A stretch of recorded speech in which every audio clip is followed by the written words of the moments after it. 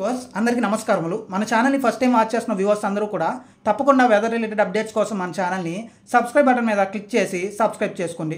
తాగునీరు కోసం సాగునీరు కోసం ఇబ్బంది పడుతున్న సీమ ప్రజలకు శుభవార్త.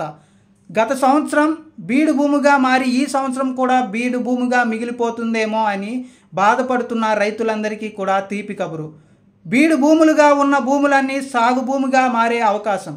శ్రీశైలం వైపుగా కృష్ణమ్మ పరుగులతో పులకరించిన రైతుల గుండెల్లో ఆశలు. ఎన్నో రోజులుగా నీళ్ల చుక్క కోసం ఎదురు చూస్తున్న భూదేవి ఆరాటం ఫలించే రోజు రానుంది. ముఖ్యంగా శ్రీశైలం వైపుగా కృష్ణమ్మ గత 2 వారాలుగా పరవళ్ళ తొక్కుతూ ఆల్మట్టి నుండి నారాయణపూర్ నుండి జూరాల నుండి శ్రీశైలం వరకు చేరింది. ఈరోజు శ్రీశైలం పూర్తిగా కూడా నీటి సామర్థ్యం పెరిగింది. గత 2 రోజులుగా గంటకు నీటి సామర్థ్యం పెంచుకుంటున్న శ్రీశైలం ప్రాజెక్ట్ ఇప్పటికీ 340 అడుగులకి చేరువలో ఉంది. మొత్తం నీటి సామర్థ్యం 885 అడుగులైతే ఈ రోజుకి 840 అడుగులకి చేరుకుంది. పైన నుంచి వస్తున్న వరదతో ఒక పక్కన తుంగభద్ర మరొక పక్కన జూరాల 2 ప్రాజెక్టుల నుంచి వరద కొంచెం ఎక్కువగానే వస్తుంది. ముఖ్యంగా జూరాల నుంచి 1,77,000 క్యూసెక్ల నీళ్లు ఈరోజు 37 గేట్లని కూడా పూర్తిగా కూడా నీళ్లను విడుదల చేయడంతో జూరాల నుంచి 37 గేట్ల నుంచి 1,77,000 క్యూసెక్ల నీళ్లు శ్రీశైలం వైపుగా కృష్ణమ్మ పరుగులు పెడుతుంది. మరొక పక్కన తుంగభద్రలో కూడా 3 గేట్లను అయితే తెరవడం జరిగింది. కాబట్టి ఈ రెండు కలిపి దాదాపు 2 లక్షల క్యూసెక్ల వరకు నీళ్లు శ్రీశైలం వైపుగా కృష్ణమ్మ పరుగులు తొక్కుకుంటూ వస్తుంది.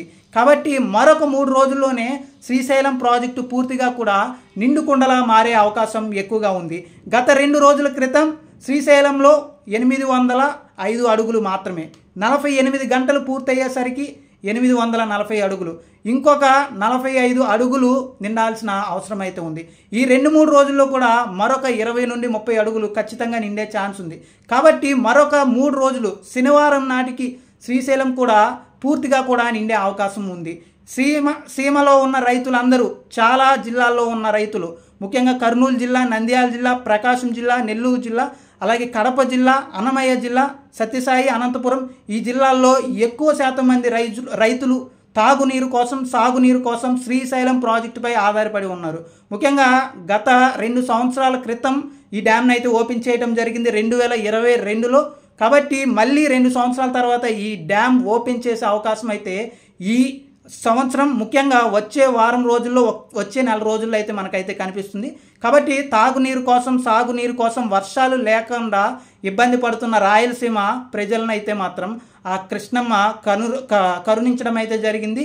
ఆల్మట్టి నుండి ప్రారంభమై గత 10 రోజుల క్రితం నారాయణపూర్ని నింపుకుంటూ, అలాగే జూరాలను కూడా నింపుకుంటూ శ్రీశైలం వైపుగా అయితే ప్రజెంట్ అయితే వరద పోటెత్తుతుంది. కాబట్టి ఈ వరద మరొక 3 రోజులు కూడా కంటిన్యూ అయ్యే అవకాశం అయితే ఉంది. కాబట్టి మన అంచనా ప్రకారం అయితే ఇంకాస్త ఇంట్లో పెరిగే అవకాశం అయితే ఉంది.